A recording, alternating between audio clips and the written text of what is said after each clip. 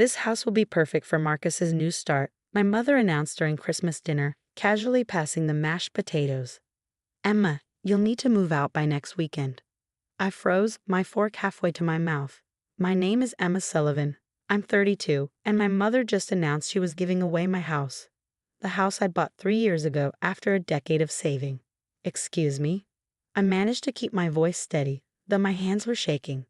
Now don't be difficult, my father chimed in, not even looking up from his plate. Your brother needs this more than you do. After his divorce, he needs a fresh start. Marcus, my 35-year-old brother, sat across from me smirking. He'd always been my parents' golden child, even after dropping out of college, burning through 3 failed businesses, and recently divorcing his wife after she caught him cheating. This is my house, I said firmly. I bought it. You can't just give it away. My mother's expression hardened. Actually, we can. Your father's name is still on the deed as a cosigner. We've already spoken to a lawyer. That was true. When I bought the house, my father had co-signed because the bank wanted additional security. I'd been meaning to refinance and remove him, but work had been hectic, and I trusted my family. Clearly, that had been a mistake.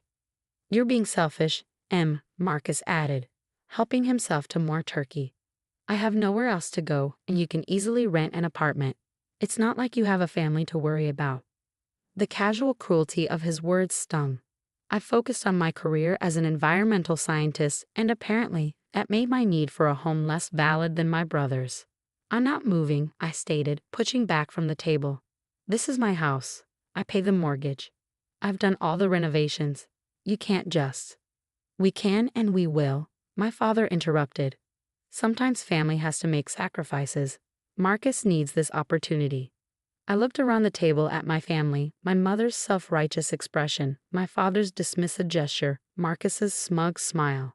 They'd probably planned this for weeks, waiting until Christmas dinner to announce it, thinking the holiday spirit would make me more compliant. I have work to do, I said, standing up. We can discuss this later. I walked to my home office, the one room in the house that was completely mine.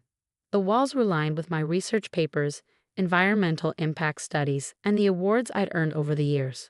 My family had never shown much interest in my work, but these achievements meant everything to me. I heard footsteps behind me and turned to find my mother in the doorway, her face flushed with anger. You're being ridiculous, she snapped. Your brother needs a fresh start, and you're acting like a spoiled child. I'm acting like a homeowner, I corrected her. This is my house, Mom. I worked for this. Work? She laughed bitterly, playing with dirt samples and writing reports about trees. Marcus has real problems, real needs. Before I could respond, she moved to my desk and swept her arm across it, sending my papers flying. If you won't be reasonable, she continued pulling books from the shelves, then maybe you need some motivation. I watched in horror as she systematically destroyed my office, throwing files to the floor, knocking over my awards, tearing research papers. I didn't try to stop her. Something inside me had gone very cold and very calm. There, she said finally, standing amid the chaos she created. Now you can see how serious we are. Start packing, Emma. Marcus moves in next weekend. She stormed out, leaving me alone in the wreckage of my office. I heard Marcus laugh from the dining room, heard my father telling him they'd help him move his things in soon. I pulled out my phone and made 2 calls. The first was to my lawyer, Diana Martinez, who'd helped me with environmental contracts in the past. The second was to someone I hadn't spoken to in 5 years, my grandfather's old friend, Mr. Sullivan, who happened to be the county records keeper. Emma, Diana's voice was warm but concerned. It's Christmas. What's wrong? I need you to check something for me, I said, my voice steady. Remember those property documents we filed last summer? The ones my family doesn't know about. Of course, she replied. Would this have anything to do with the private recording we submitted? It might, I said, a small smile forming. How quickly can you get me copies? My family had always underestimated me, assumed I was naive, too focused on my work to understand the real world. They didn't know that I'd seen this coming months ago, when Marcus's divorce was finalized and he started making comments about my big empty house. They had no idea what I'd done to protect myself, and their shock would be exactly what they deserved. The week following Christmas dinner was tense. My parents and Marcus showed up daily, bringing boxes and measuring furniture, acting as if my refusal to leave was just a minor inconvenience they could ignore. Each day, they became more aggressive in their attempts to push me out. We've already enrolled Marcus's kids in the local school, my mother announced, barging in uninvited on Tuesday morning.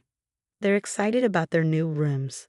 I didn't respond, just continued sorting through the mess she'd made of my office. I carefully documented everything she'd destroyed, photographing each torn paper, each broken award. Diana had been very interested in those photos. On Wednesday, Marcus brought a moving truck. Just thought I'd get a head start, he smirked, trying to unlock my front door with a key my parents must have given him. It didn't work. I changed the locks the day after Christmas. Trespassing now?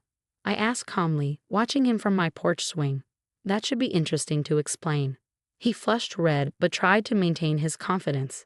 Mom and Dad said. Mom and Dad don't own this house. I cut him off. You might want to wait before spending money on moving trucks. Thursday brought my father, wielding guilt like a weapon. Your brother's children need stability, he insisted. After the divorce, they need a proper home.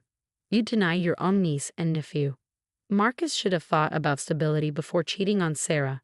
I replied, not looking up from my laptop where I was finishing an environmental impact report.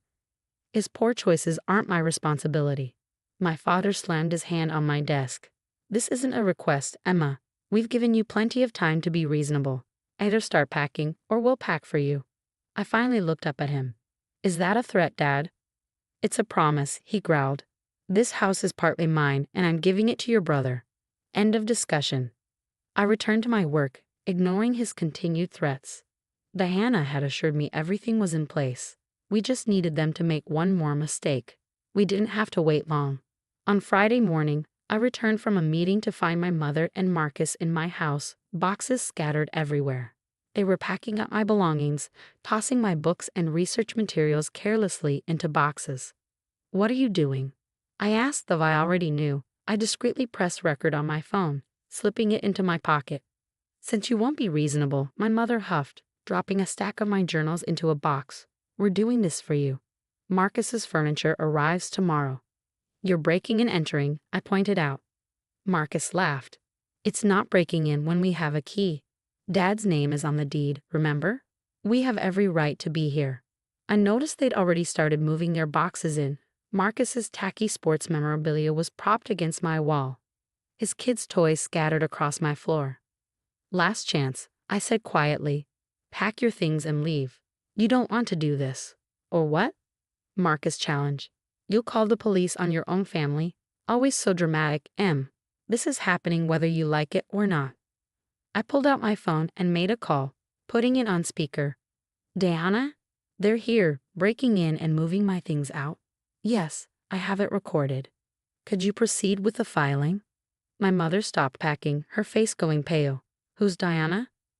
My lawyer, I replied calmly. She's very interested in the property records Dad claims give him the right to give away my house. What property records? Marcus demanded, but I could see uncertainty creeping into his expression. The ones that showed Dad's name was removed from the deed 6 months ago, I said, watching their faces. The ones that prove this house belongs solely to me. The ones that make what you're doing right now criminal trespassing and attempted theft. That's impossible, my mother whispered. Your father never signed anything. Actually, he did. I smiled. Remember last summer when he was helping me refinance? Those papers he signed without reading? Turns out they were transfer of ownership documents. I own this house. Completely. Legally. And you're both breaking the law right now. The silence that followed was deafening.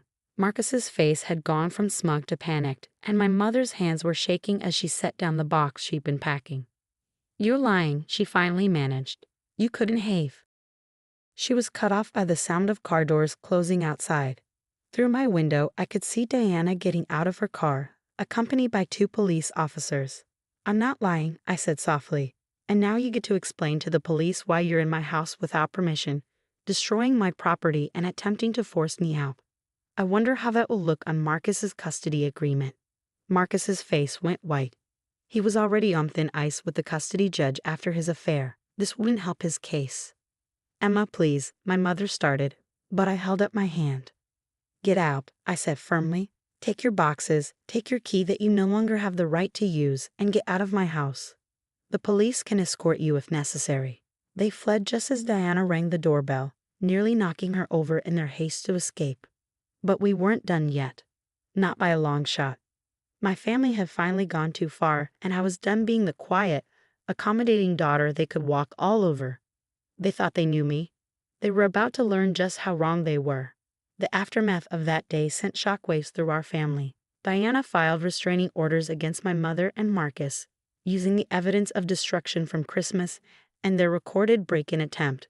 The police report was damning, especially the photos of my destroyed office and their unauthorized moving activities. My father showed up alone the next day, his face red with anger.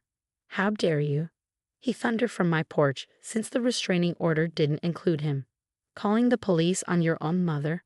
Getting a restraining order against your brother?" I stood in my doorway, arms crossed.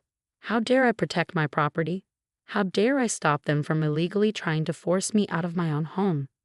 "Is that what you're asking, Dad?" "I signed those papers," he said, his voice dropping dangerously. "I helped you." "No," I corrected him. "You signed without reading, like you always do when it comes to me. You assumed I was just your naive little girl who needed Daddy's help with boring paperwork. That was your mistake." He stared at me like he'd never seen me before. Maybe he hadn't. Maybe he'd been so busy focusing on Marcus that he'd missed who I'd become. "Check the property records," I suggested. "While you're at it, check who owns the mineral rights to that worthless land you sold me last year." His face went pale.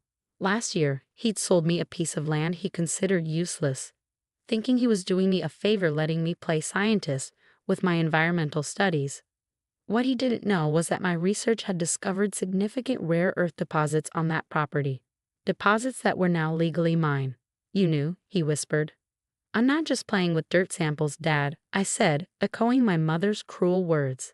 "I'm a respected environmental scientist. Those stupid reports about trees you all mock, they've made me more successful than you know." The truth hit him hard. All these years, they'd dismissed my work, my achievements, my capability.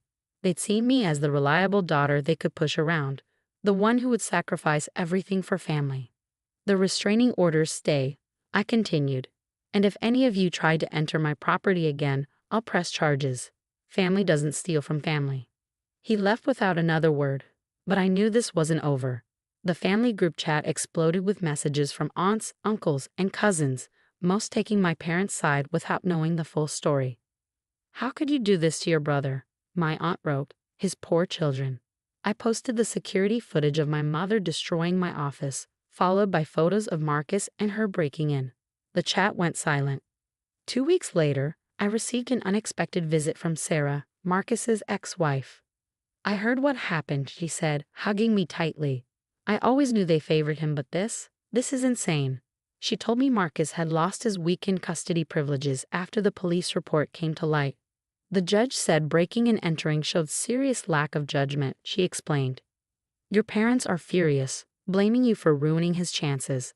"He ruined his own chances," I replied, "just like he ruined his marriage." Sarah stayed for coffee, and for the first time, we really talked. She shared stories of how my parents had enabled Marcus's worst behaviors during their marriage, always making excuses, always bailing him out. "You're the first person to make him face consequences," she said admiringly. A month after the incident, I received a letter from my mother. Inside was a check, attempting to pay for the damage to my office, along with a note that read more like a guilt trip than an apology. "While we disagree with your actions, we're willing to move past this if you'll be reasonable. Marcus still needs help." I returned the check with a simple note. "The damage is already documented with my insurance company. Any further communication should go through Diana." The changes in my life were subtle but significant. I focused on my work, publishing research that earned recognition in my field. The mineral rights from my father's worthless land proved incredibly valuable, leading to a sustainable mining contract that would fund my research for years. My home office was rebuilt, stronger and better. The broken awards were replaced with new ones, my torn research reprinted and properly filed. But I kept one torn paper, framed it actually, a reminder of why boundaries matter. Sarah brought the kids over sometimes, supervised visits where I got to be the aunt I'd always wanted to be, not the one my family tried to force me to be. They loved exploring my research lab, asking questions about rocks and plants that their father had always dismissed as boring. My parents and Marcus eventually moved away, unable to face the community after their actions became known. I heard through family gossip that Marcus was living in my parents' basement, still waiting for his fresh start. As for me, I finally had peace in my own home, on my own terms. Sometimes setting boundaries means being called difficult. Sometimes being called difficult means you're finally doing something right. The house that my family tried to steal became more than just a home. It became a symbol of standing up for myself, of refusing to be manipulated or bullied, even by those who should have supported me most. And those property records, they still hang framed in my office, right next to my latest research award, a daily reminder that sometimes the quiet ones, the ones dismissed and underestimated, turn out to be the strongest of all.